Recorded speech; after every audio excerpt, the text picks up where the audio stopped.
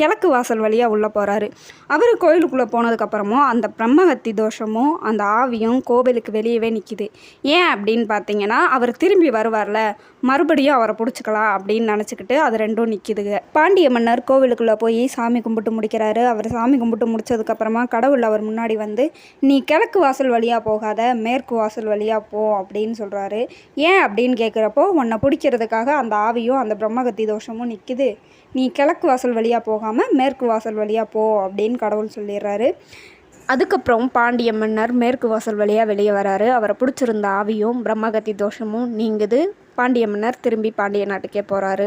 இதோட இந்த கதை முடிஞ்சுது. இப்போது இந்த கோவில் எங்கே இருக்குது அப்படின்றத பற்றி தெரிஞ்சுக்கலாம். இந்த கோவில் எங்கே இருக்குது அப்படின்னா, தமிழ்நாட்டில் இருக்கிற தஞ்சாவூர் மாவட்டத்தில் இருக்கிற திருவிடைமதூர் அப்படிங்கிற ஊரில் தான் இருக்குது.